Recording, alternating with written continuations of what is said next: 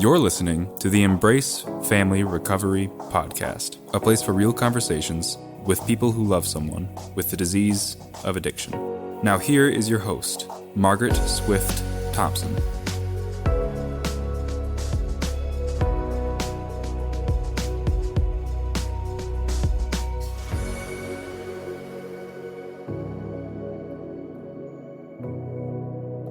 Welcome back to our final episode with Will Thatcher, the author of the addiction fiction novel Killing Hurt. In this final episode, we will discuss life expectations, self-judgment, and the power of other people as mirrors in our recovery. Will shares more about writing Killing Hurt and what's coming next for him as an author. The Embrace Family Recovery Podcast.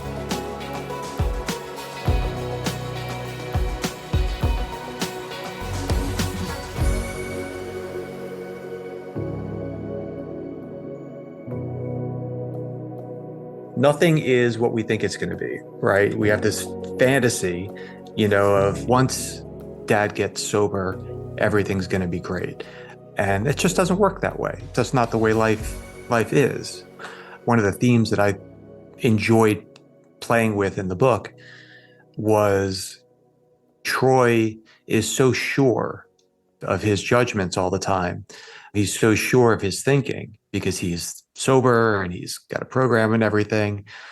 He's wrong all the time. It's like everywhere he goes, he's pretty much wrong. Mm-hmm. And so life doesn't go the way the story in our head tells us it's going to go. Well, and I think the challenge in that, Will, that I speak to and I believe in is the story in my head.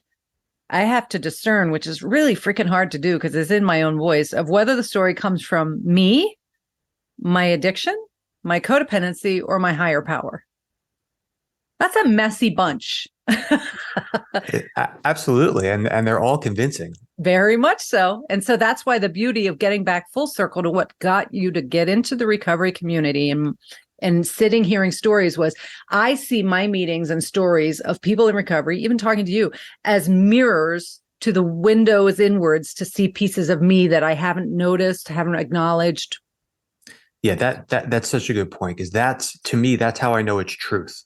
Mm-hmm. That's how I know what's true. When I hear it said by somebody else and it strikes a chord with me and I'm like, okay, that's real. That's a real thing. Yeah. I can grab onto that and say that's something I can construct something around. Because if it's just up here between the ears, it's 50-50 at best that it's a real thing. Right. And for the families out there, that's the imperative piece of having the community of recovery, whether we're on the family side of the coin or the disease side of the coin as a person in recovery with addiction. We need the communities for those mirrors. We need the people in our lives who can help us discern through all the noise to the truth of what's healthy for us when we have been so convinced by what's in our head before. Absolutely. And, what people talk about the spirituality of the program versus the fellowship of the program, and some people say, oh, well, not so much a spirituality person. I'm more like sober on the fellowship. To me, they're the same thing. Because God speaks to me through other people. I don't hear God's voice. Mm-hmm. I'm not lucky enough to have God talk directly to me. Mm-hmm. I hear that through my friends, right, and through strangers. Yeah, and sometimes through people I can't stand. Yes, often. Yeah, often in my journey. Absolutely, it's just so it's my job just to listen, to try to shut off the committee, in my head, and sit down and just take in the messages and process them and let them wash over me. And like they say in AA, take what you need and leave the rest. Yeah, it's similar to me. Will, mine is my higher power shows up in skin and my job is stay open to who that could be. And I think you're right. And if I'm in my head and in all those people, things influencing me and I'm not in the moment, then I will miss the messenger. Absolutely. Because like I said, I think I know. And I'm often wrong. So what next? Whenever people have some time in the dark of winter or in the spring or the summer, they can have a great read to keep them distracted and also entertained, but also a learning piece about it, which I think is beautiful about your book. So where can people find Killing Hurt? Well, really, pretty much anywhere that they sell books, online at least. So it seems like everybody's on Amazon these days. So certainly can get it there. But really, any online bookstore will sell the paperback or the ebook. Okay. And what's next? Have you got a new one coming out? And can we have a little sneak peek of I know you've talked about it being in Long Island, New York, but what can you tell us? Yeah. So the next one is a book called The Sponsor. Oh, you named it already. It's really in production. This one's had a title from Jump. This is a guy who, I'm trying to figure out how to summarize this without giving it all away. But this is good practice because you're going to be doing it a lot coming soon. Exactly. I appreciate that. So the sponsor is about a guy who has a group of sponsees, as you might have guessed, and none of them do what he tells them to do. Nobody takes his suggestions, and he's, running a very successful, significant sized business, and he has a lot of stress coming from that, and he has significant challenges at home, and he's got these sponsees that drive him crazy, and he's trying to control all of this, right? And the basic concept of the book is that some things happen, as is typical in my books, that are insane, violent and crazy. And I can attest to that. What happened to Troy was out of my world of expectations. So yes. So that all plays itself out, and he reaches, what I think of as a bottom in sobriety. Mm. So he realizes ultimately that he's been trying to control all of these things, that he has no control over these things. And that's the underlying concept of the book. Awesome. Sounds great. And I want to say that the extremes that happen in the book with Killing Hurt and Troy made it the fiction piece, right? Like, so for me, it was like, that's the beauty of it. There was definitely the recovery theme. There was definitely the messages and the family stuff, but there was because I like a good thriller. I like a good adventure book. I like a good, whodunit and what's going to happen next. And you kept me interested because I did want to know what would happen with Troy.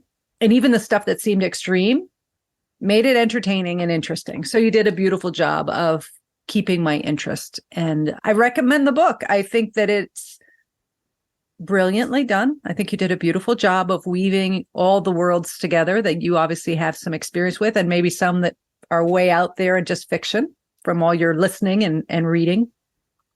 But I appreciate it. And I appreciate that you're speaking through your books to a genre that's possibly underserved, to give people a chance to hear about recovery in a different way is beautiful. I think anything that gets the message out there of the value of recovery, and that it is a program you put $2 or $5 in a basket for, and you get this incredible set of tools and support system. Nothing has come close to showing me that ever anywhere else in the world. And I love that you put that out there in fiction. I agree. I think that they should teach 12 steps in, fifth grade. I think everybody could benefit from having this in their lives. So if this does anything in that, in that direction to expose it to a wider audience, then I consider that to be an honor, to carry that torch. And, like I said before, I'm not just geeked up on my own books. I love this space. I love addiction fiction as a whole. And so this is for the writing part of my life, this is where I'm going to put a flag in the ground, and hopefully myself and some other people can make this a more well-established genre. I love that. I wish you nothing but the best with that. I hope that through putting it out there on the podcast and that you do more of these so people know it's out there, it's great. I think that even from the standpoint of sending a couple of your books to different treatment centers for people to read on the units, because they have downtime and they do read novels. There's lots of ways you can get your stuff in front of people in the program. I also want to say out loud, because I don't think we said it at the beginning on the recording, that I respect tremendously that you're adhering to the anonymity of the program by having a pen name and keeping that. And I will honor that. And when this goes out, that, I don't remember your name that popped up when you signed on. So thank you for doing that. This podcast is made possible by listeners like you. I am excited. I am excited to announce that I will be the keynote speaker and facilitator at the Spiritual Program Retreat's third family program retreat.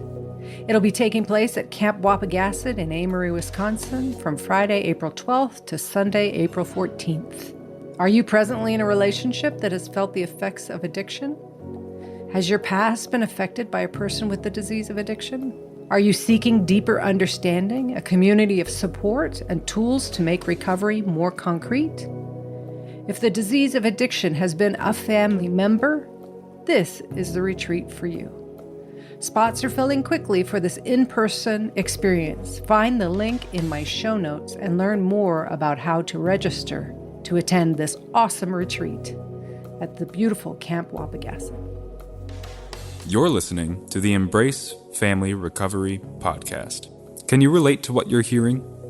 Never miss a show by hitting the subscribe button. Now back to the show. I speak openly about my recovery. A lot of people do, which I think is putting a face on recovery, and that's valuable, but I also respect that the way you're doing it. I would think it gives you a little freedom too, having a pen name versus your own name to just go for it. It does. There are a couple of different benefits of that, but I have no issues with people who don't, maintain their anonymity. I think people can, like yourself, do a tremendous amount of good in the world. But for me, the thinking was that I'm primarily entertaining people. Like nobody's getting sober from reading my books. So to me, that necessitates a little bit of a higher level of humility. At least that's what the conversations with my sponsor ultimately boiled down to. Well, and that's the thing, Will, that I would say is clear in every part of our conversation is I have no doubt you went to your sponsor before doing this and how you were going to do it. You went to your sponsor around or sponsors or fellows in the program around writing. And I know people who are struggling to embrace the format of recovery would find that like shocking. I remember when I first got into my recovery program, bless my father, I inherited many of his genes around control, said, you let someone tell you what you can and cannot do on a daily basis? And I went, yeah, I do. Because when I was running the show, it was a complete mess. So this is what I do. So I get the resistance, but I value hearing from people who live it and share it. And I appreciate you for that. Thank you. I appreciate it. I get it also, but my life depends on it. So, I'm going to do what I have to do to stay alive. And to your point though, Will, your life depends on it. Mine does too. However, people would say, really, in writing, how does your life depend on it? And I think that's the naivety of understanding what recovery really is about. Exactly. Mm-hmm. So keep doing what you're doing. Keep living your recovery out loud and also putting it on paper in addiction fiction. I love that term. I don't know that I was aware of that term. And I think that it's a genre that's much needed for everybody. Your comment earlier about, I would love this to be taught in all schools, 12-step recovery. I have heard that. I worked in the family program for decades, and that's why I stayed in family work. I just adore watching the light bulbs go on for families when they get their support. It's like so powerful. And they would say to me, why are these programs not taught in schools? Why couldn't our whole world live under these principles? We would be a different world. And, I'm sold. I agree. However, there's a lot of people that don't understand that yet. So any little glimmer you offer through your books is great.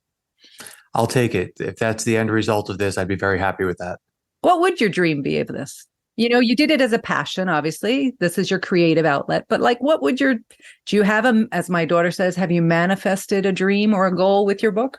I haven't. I've worked hard to make it successful. One of the things that I've learned is that marketing a book is harder than writing a book, to a vast disappointment.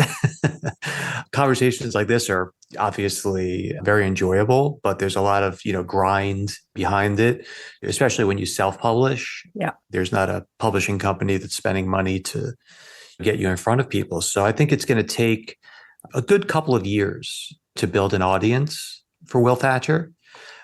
And I'm fine with that. I've got nothing better to do. I'm enjoying it thoroughly. And so I'm just going to keep grinding away at it.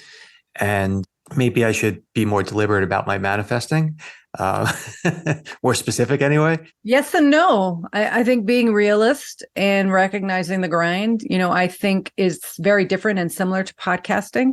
When I started, it was one person listened I'm grateful to go over 20,000 we just hit. And that's just remarkable to me. And I was given a tip that I will share with you for what it's worth when I started the journey. And I know you've been at it for a while. One person said to me very wisely, if you think about everybody who downloads being in a room listening to you, that's a massive audience, right? Same with reading. Is everybody who reads this, if you put them in a physical space, is a big deal. It's a lot of people, right? Yeah. And also, I think the other piece of it is a philosophy that's kept me going in all my work is if one person enjoys it, values it, walks away with a tip, my job is done. Yeah, I completely relate to that. Like I said earlier, the feedback that I've gotten already from not a huge number of people, like a handful of people, was really meaningful to me. And so if I can get a little bit more of that on a regular basis, you bet, that'll sustain me through. You bet.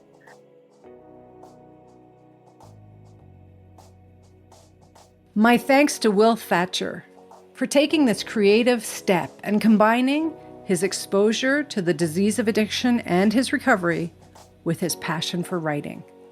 The book is truly a journey and an adventure that will offer people who may not have had personal exposure to what the disease looks like and what recovery entails a window in. And for those of us living in recovery, it's an adventure of how life on life's terms continues in the ride of these novel characters. Come back next week when we get to meet another author who has shared in different ways through writing their recovery journey. I want to thank my guest for their courage and vulnerability in sharing parts of their story. Please find resources on my website, embracefamilyrecovery.com. This is Margaret Swift Thompson. Until next time, please take care of you